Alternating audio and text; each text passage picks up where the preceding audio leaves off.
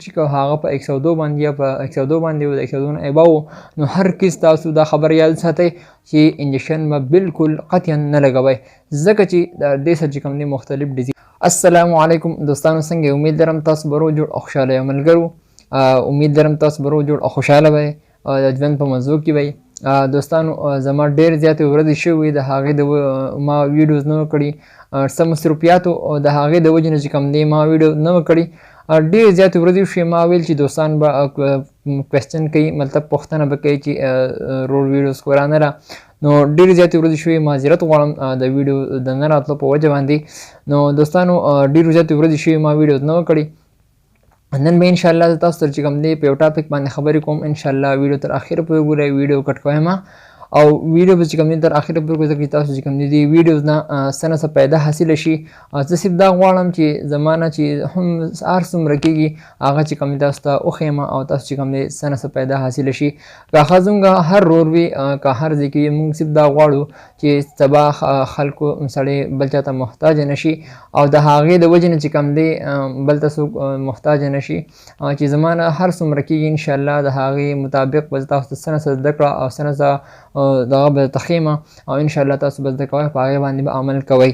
نو که ویډیو به ډېره اوږدونه ځکه چې د خلکو سره چې کوم دی ټایم ډېر زیات کم وي، د ټایم چې کوم دی ډېر زیات شارټ وي، مطلب یعنی ټایم لکه ډېر زیات مختصر وي.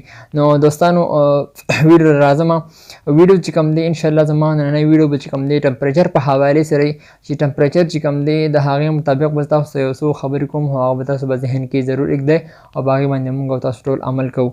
نو ټمپریچر چې کوم دی موږ تاسو ته ښه پته زموږ او ستاسو چې کله ټمپریچر وي د یو انسان د یو مریض یو پیشنټ چې کله ټمپریچر وي نو د هغې سره چې کوم دی موږ ګورو نه، خو بعضې خلک داسې وي چې هغوی چې کوم دی ډایرکټ لاړ شي، یعنی یا کور کې داسې څوک وي هغو ته ووایي چې ما ته انجکشن وکړه ځکه چې وایي چې ما ټمپریچر دی وجود کې مې دم نشته یا وجود مې مړ کېږي، ما ته انجکشن وکړه.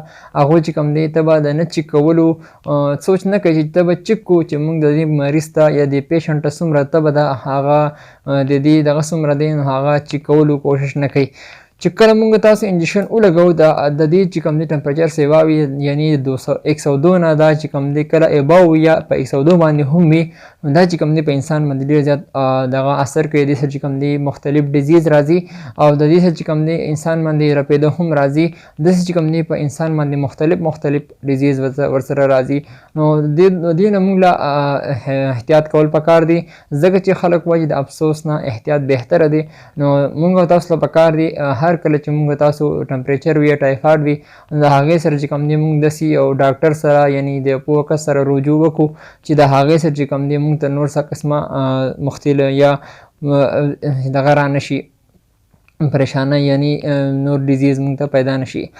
نو موږ تاسو چې کوم دی هر کله ټمپریچر چې کله راشي نو موږ چې کوم دی د هغې د ترمامیټر په ذریعه چیک کوو. تاسو ته به زه انشاءالله ووایم او ډېر خلک به داسې ډېر ملګري به داسې وي چې هغو ته به د ټمپریچر په حوالې سره یعنی ترمامیټر سره چې څنګه طریقه کار وي هغو ته به ډېر زیات خلکو ته به پته هم وي. خو خیر زه به تاسو مختصر غونډه کې ووایم انشاءالله. تاسو امید لرم تاسو ته به دا طریقه یعنی دا خبرې زما په خبرو باندې انشاءالله تاسو پوه شئ.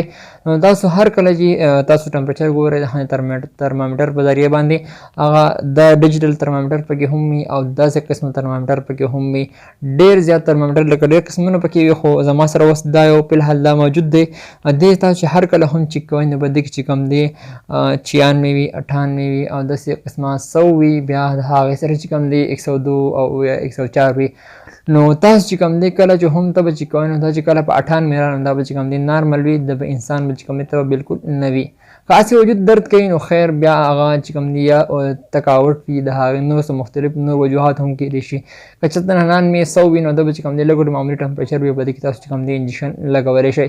هر کله چې تاسو ټمپریچر چیک هغه په 102 باندې یا په 102 باندې و د 102 نه اباو نو هر کس تاسو دا خبر یاد ساتئ چې انجکشن به بالکل قطعا نه لګوئ ځکه چې د دې سره چې کوم دی مختلف ډیزیز راتلی شي.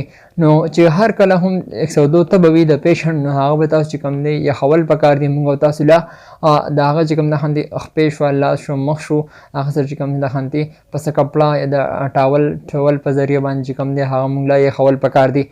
د قشان د هغه سره چې کوم دی بیا مونږ انټي بایوټیک یوز کو پیراسټامال شو وغیرہ د خنت یوز کو هر کله چې هم یوز کو نو ډوز به چې کوم دی تاسو ته د هغې عمر مطابق ورکوئ او کله چې سره د انسان ټوخی وي یا سینه هم خرابوي نو د هغې سره چې کوم تاسو انټي بایوټیک په ولا ورکوئ او د